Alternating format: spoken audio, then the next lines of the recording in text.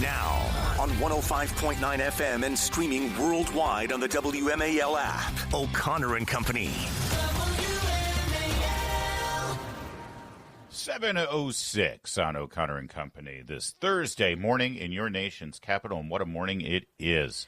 We're doing a bit of a victory lap, although somewhat premature, because there's still one more vote to go in the House, but it looks like the Corporation for Public Broadcasting has seen the last days of federal tax dollars, of your money, propping it up.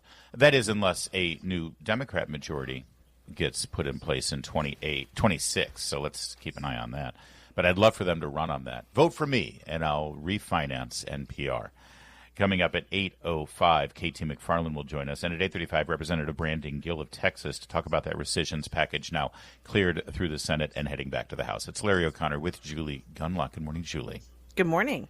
We've already established that your house and my house are homes where lawn work is done by the homeowners themselves. We do not relinquish our yard care to professionals. Although, if you asked Meredith, she would probably be more than happy to have Paul Kolanowski and his great team at Collins Landscaping take over the job. I don't take that personally. She's right. And maybe we can talk, Paul, after this segment about what we need to get my yard in shape.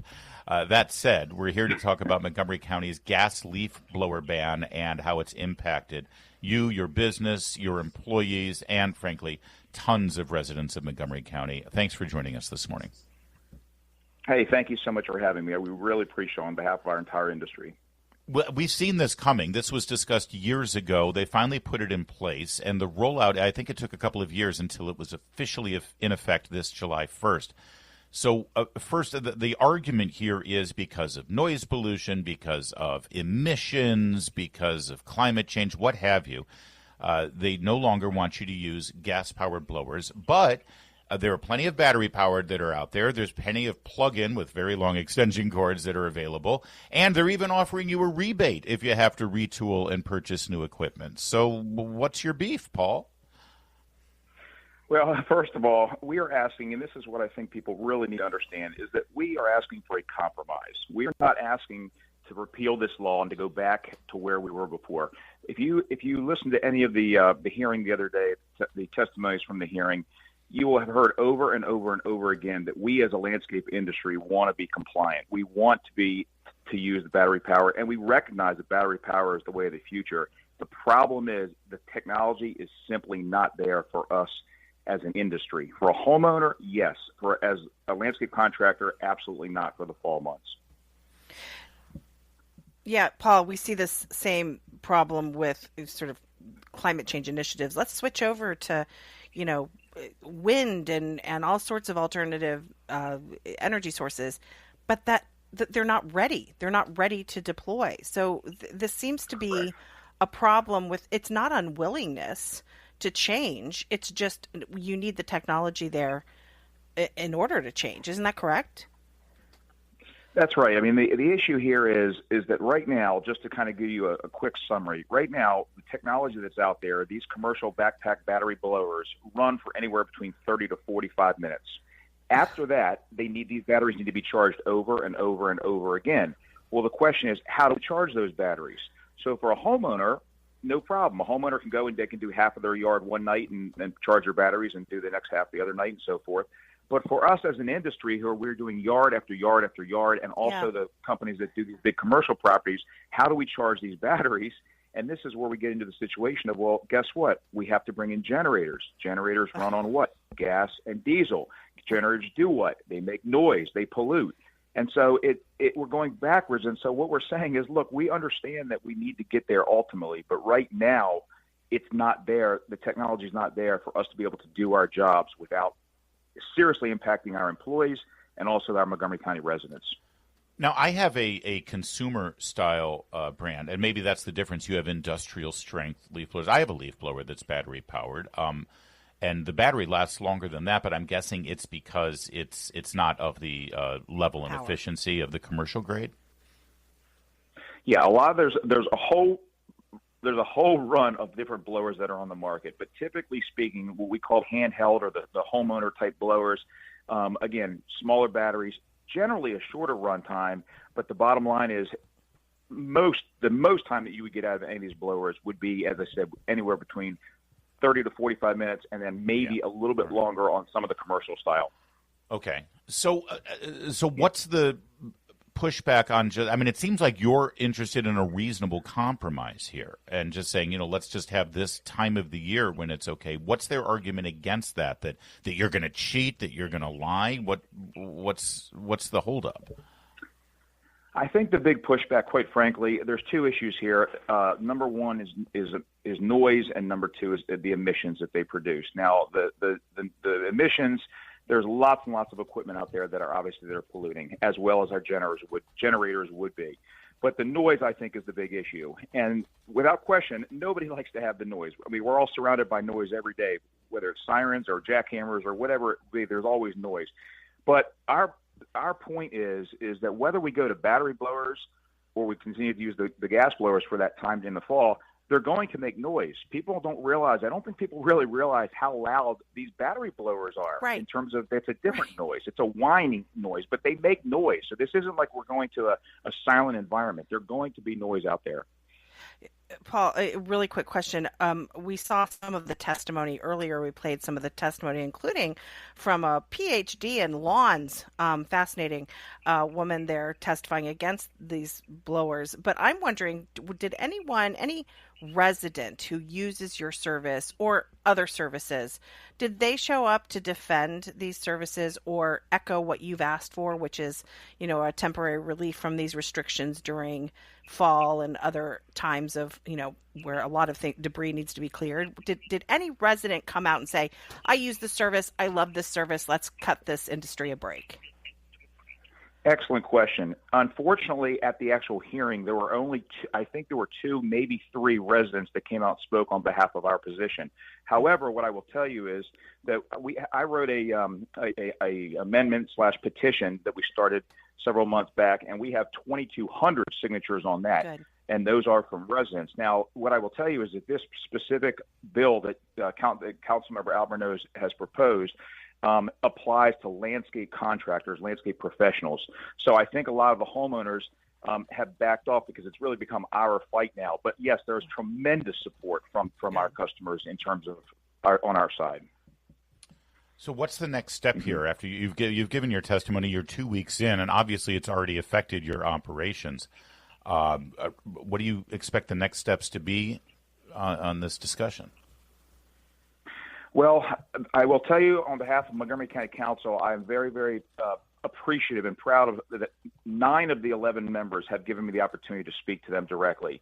I have potentially a meeting with the 10th. Unfortunately, our county executive refuses to speak to me. I've sent him multiple emails and multiple letters, and he will not talk to me. But the council has been very receptive to listening, and I appreciate all of them, and I appreciate all their opinions. The next step basically is it will go into a work session on the 28th of July.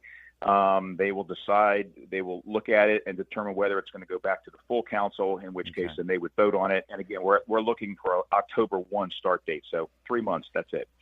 Here's this is what happens when governments come in, they make these decisions, they don't think about the next steps, and then suddenly the domino effect happens. And you have to spend all this money. You end up charging your customers more because that's how businesses work. When the government forces you to spend more money to do your basic operations, you pass those costs on to your clients. And I'm guessing that means, sadly, for some of your clients, they're not going to use your services anymore. That means you're going to have to start laying off your employees, too. I mean, how soon will all of that start to take effect? If you heard my testimony the other day, my main motivation for approaching Gabe Albornoz, if he would consider writing a bill, was the protection of my employees' jobs. Many of these guys have been with me for many, many years. I've got a couple of them north of 25 years, several of them for more than 30 years. I want to protect them. And obviously, when we're having to raise the cost to cover this, we're going to lose customers. We're going to lose jobs. So it adversely impacts our employees. It adversely impacts our customers. It's a bad deal all the way around in terms of the impact that it's going to have on both our employees, customers, and of course, all of our businesses.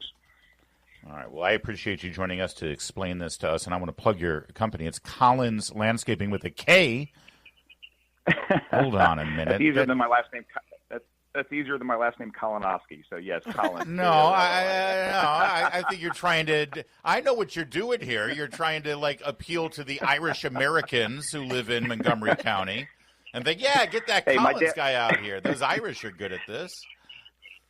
My dad was very upset with me 35 years ago when I switched from Kolanowski landscaping to Collins landscaping. He told me I was supposed to be proud of the ski, and I told him I am. But Pope John Paul II is weeping in heaven right now as you disregard your Polish heritage. Thank you, right. Paul. Well, great talking with you. But I really appreciate the opportunity, and God bless Montgomery County. Thank you so much. You bet. Thank you for joining us, and good luck with this fight. It's 7:15. WMAL, making sense of the news. Live from the Home Paramount Pest Control Studios. Home Paramount, the leader in pest control since 1939. It's the story that just won't go away, nor should it, in many people's opinion. Of course, I'm talking about the Epstein story and the Epstein files. And let's be clear here. The original sin here, I keep repeating, and I want to keep repeating it. The original sin in this entire saga over the last several months was the influencer circus that the DOJ decided to create when they released that first binder, phase 1 of the Epstein files. And they didn't, I've been thinking about this a long time. In fact, I've just written a column about this on my Substack, because if they had handled the Epstein files in the same way Elon Musk handled the Twitter files, and in fact, even give it to Matt Taibbi, give it to Michael Schellenberger, let them have full access like Musk did, and have them produce a very real journalistic examination of what happened, recreate the scenarios, give us the information, redact names that need to be redacted, but tell us the story about what happened, why we didn't get the information, explain it all, instead of putting out these binders and having these. And again, a lot of these people are my friends and I like them, but they were used for a photo op to say, look how transparent we are. Here's these binders. And that's why, by the way, they're leading the charge, angry at Pam Bondi about this, because they know they were used. Yes. And the scandal here is not about who's connected to Epstein. I mean, it may be the scandal, but really I shouldn't say scandal. The controversy and the political fallout has to do with how the media has been handled, or the rollout has been handled by the DOJ and the media handling of this story. It has been the most ham-handed, awkward, awful thing. And frankly, President Trump is not helping his case. He was asked about it again yesterday. And here he was. Now, there is some new information here, and he and Speaker Johnson have said, release what's credible, release what's good. Here's cut 15. Listen. Will you ask Attorney General Pam Bondi to release more documents to finally put this controversy to bed? Whatever's credible, she can release. If a document is credible, if a document's there that is credible, she can release. I think it's good. But it's just a subject. He's dead. He's gone, and all it is the certain Republicans got duped by the Democrats, and they're following a Democrat playbook. And no different than Russia, and all the other hoaxes. They're started by the Democrats and some Republicans. In this case, I was surprised, but they got duped. But how do you talk about it? All right, here's the problem with that. If that's the case, and I'm not saying it's not the case, but if it is the case that the entire Epstein saga was a Democrat hoax, like Russian collusion, and the Hunter Biden laptop was Russian and disinformation and all that stuff, and people got duped into thinking that there was something more. Here's the problem. Some of the people who so-called got duped are working for him right now. Yeah. And are responsible for a lot of people thinking that there's a huge there. And so one of two things needs to happen. And yes, I know Kash Patel. He's the director of the FBI. The paper trail is pretty long about Kash Patel saying, here's what I know about Epstein files. Well, here's what my sources. I'm going to get in there. I'm going to release everything. Right. I'm going to find out. Dan Bongino, deputy director of the FBI. Yeah. We know what he said about the Epstein files, too. They're the people who now have some sort of authority over this. If the official line from the Trump administration, as you just heard from President Trump, is that Dan Bongino and Kash Patel got duped, then Kash Patel and Dan Bongino should go public with who duped them. Because they said, I've got sources and they tell me this. Okay, then if that was a hoax, make it public and tell us who worked at the DOJ or who worked at the FBI at the time telling you that fake information. That's the only way to resolve this, Julie. You're absolutely right. Look, I think that there is money now in this conspiracy theory. I think there are clicks and views and things that matter to online influencers. And for that reason, I don't think this is going to go away. I think this is going to remain a, who shot JFK? Did we land on the moon? Is the earth round? I mean, you name it. Like, I think this will remain in our pop culture sort of sphere because there's money involved in it, and things that make money do not go away. That's part of why. The other part is, unlike flat earthers, there are real. I mean, this is what always bothered me about the circus around those binders that day. Is that they were. It was like a show. It was like an unboxing video on YouTube. The coming out and dancing and holding the binder over your head. Gross. Because these are little girls. Little girls' lives were ruined, and unlike people who think that the earth isn't round, there are very real human lives that have been destroyed because of this. And those victims deserve the respect of a dignified release and transparent revelation of what the government still knows about this. All right, two other quick things here. In terms of you saying it might never go away, one announcement yesterday may help it go away better, or parts of it go away, and that is that President Trump, in an interview with John Solomon at Just the News, has said that he is open to the idea of a special counsel, a third party, to come in and look at all of this and examine it. I don't know who that person might be. Again, I suggest that they should call Michael Schellenberger and Matt Taibbi and maybe have them handle this like the Twitter files were handled. It may be too late for that. I don't know. The other development yesterday is Pam Bondi, the Attorney General, fired Maureen Comey. Now, she, of course, is the daughter of James Comey. She just failed in the Diddy trial, right? But she was also the prosecutor in the U.S. Attorney's Office in Manhattan who worked on the Ghislaine Maxwell and Jeffrey Epstein investigations and Diddy Combs. It's amazing how the same prosecutor handled all three of these very similar cases, and all three of them, it appears, were at the very least mishandled. This is really quickly, I know, but this is one of the most important things, Larry, to get rid of these embedded Obama, Clinton. I mean, that's what they do, and they destroy, they wreak havoc. They manage to overrule the current the Republican administration. So getting these, finding these people and getting them out is critical. Good job on Pam Bondi. Amen. It's 7:25. Coming up, we'll give you an update on all the immigration news out there. And boy, Winsome Sears, she's coming out swinging against Spanberger's lax immigration policies. Keep it here at 7:30. WMAL FM, Woodbridge, Washington, a Cumulus media station. Making sense of the news. News Talk 105.9. News now. Now on 105.9 FM and streaming worldwide on the WMAL app. O'Connor and Company.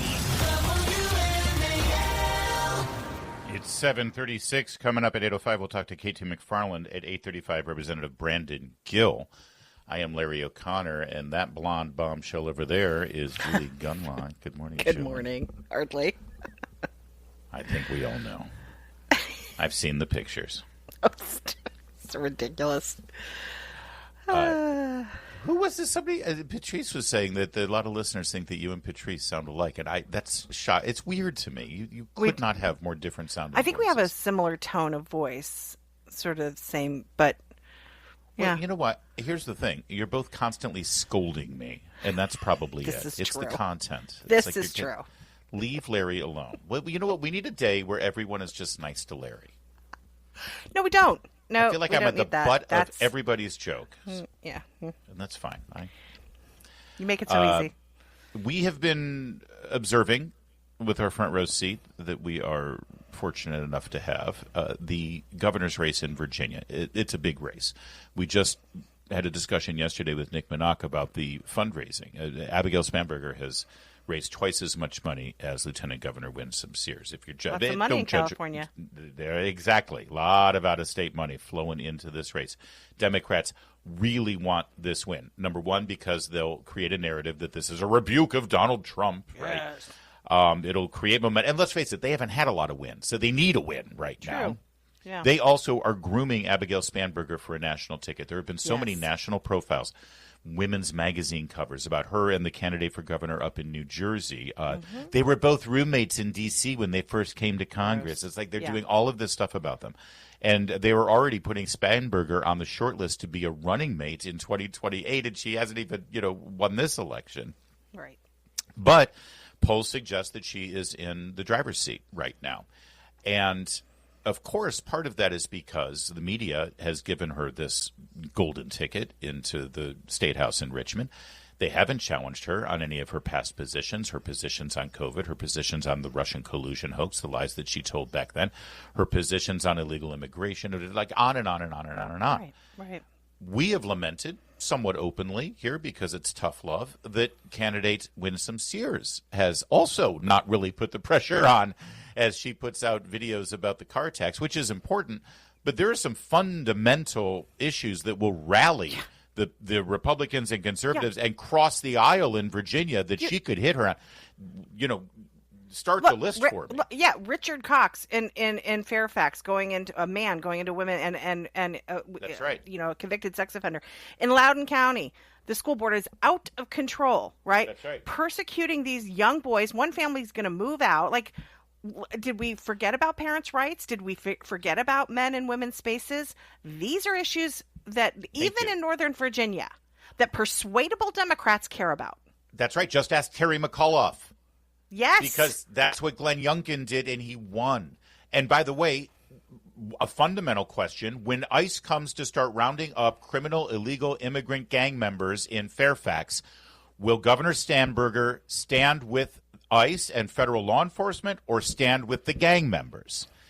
Right. Well, Spanberger, it appears, is going to stand with the gang members. And we now see, here's what she said, cut 17, about those ICE raids. But the use of local police and state police resources to enforce civil immigration infractions, not only is it not actually doing the work of ensuring that those who have committed crimes are out of our communities or held accountable, but it's actually a distraction of resources, both in terms of personnel hours and money. What a tower of strength she is. We don't want to use our resources to get murderous, violent gang members who are in the country illegally off the streets. That is a modified sanctuary policy articulated by your next governor, unless you do something about it.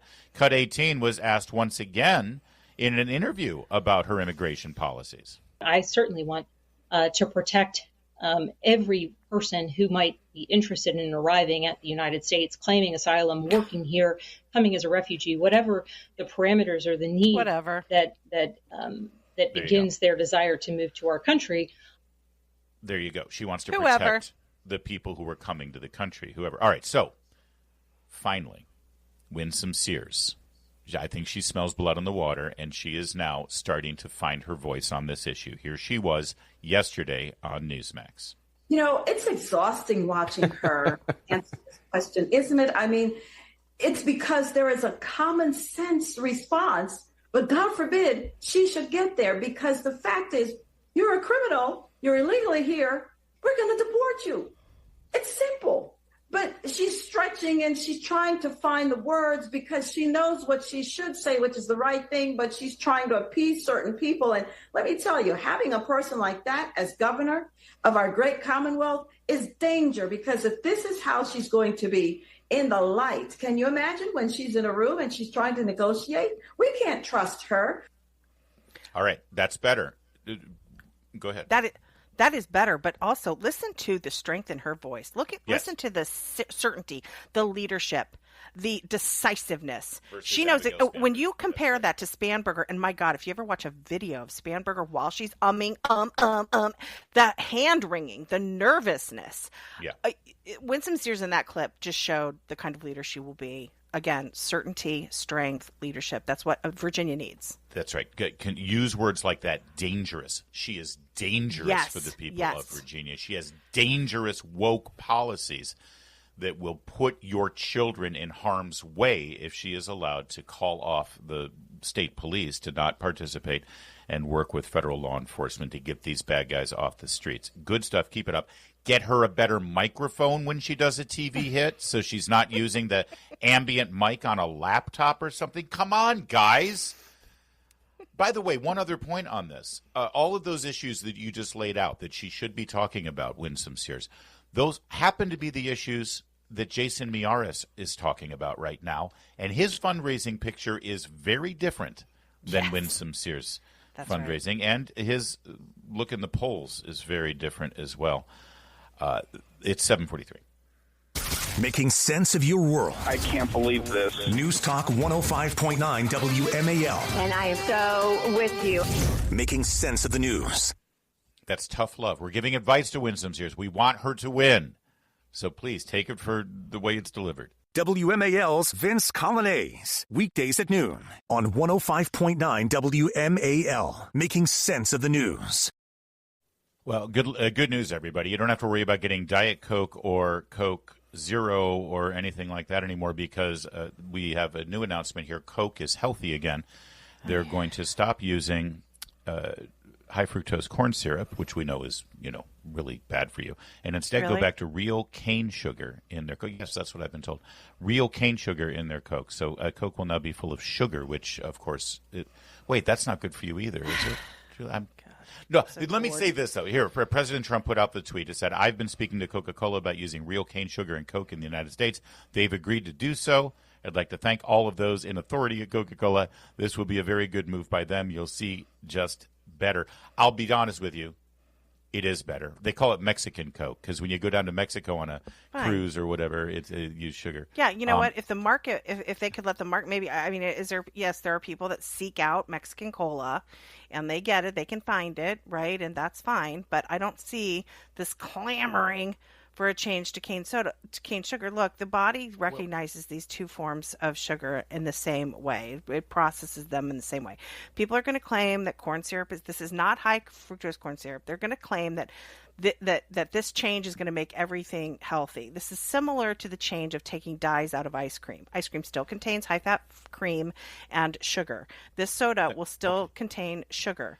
And I get a little tired of the, yes, I know. And I don't mean to constantly be down on Maha, but I get a little tired of not like having these so-called victories and not actually addressing the problems with health in America. Hear me out. And of course, I'm being tongue-in-cheek when I say that this is healthy now. Obviously, sugar is just as fattening and just as problematic if you're borderline diabetic or whatever. However, this is actually a bit of an improvement, I think, with regard to how we got here from there. You see, sugar basically comes from overseas at this point, foreign countries. And because of tariffs, thank you very much, back in the 80s, not our tariffs, but what other governments imposed and such, and because of trade issues there, sugar was very expensive. That's right. They decided in the 80s to do away with sugar because of the cost involved with importing it from foreign nations. And they were encouraged to use high fructose corn syrup, not because of market demands, but because the government subsidized agriculture and the corn industry. So the government tipped their finger on the scale, gave subsidies for the use of corn syrup. That's how it got put in there. Those conditions are no longer there. I think this is the market operating, and I think this is Coca-Cola deciding, listen, we like that product better. We liked it better with sugar. We only went to corn because we were forced in that direction because of government intervention. But corn subsidies are still, I don't know. I mean, I don't know if I'm missing something, but corn subsidies are still going to exist. They haven't tackled that, right? We're still going to see those. Right, but if Coke isn't using it anymore, and if Big Ag is going to come back, and they're going to want this, and they're going to want that. Yes, and I do think I don't know if this will be less expensive to use domestic sugar over corn syrup for cola manufacturers, but it is, whatever it is, it's forcing Coca-Cola and other soda companies now to change their recipe. All of that. I think it's overstating it to say they're forcing. I think that Oh, you're right. You're right. Well, to please Maha, to please Trump, they're going to do this, and that's a calculation they're welcome to make as well. I just don't see this as a huge I don't see it as a huge consumer demand to begin with. Like but I also, again, these are little victories on the margin, and we're not really addressing the real issues facing Americans. We're not taking the sugar and the soda and the overconsumption of these products and the lack of self-control. Because again, I'm not saying we need to force people to stop drinking this stuff. Yeah, we need to talk about people's decisions. I'm going to stick with coffee, and wine, and bourbon. That's good. That's healthy. It's 7:54.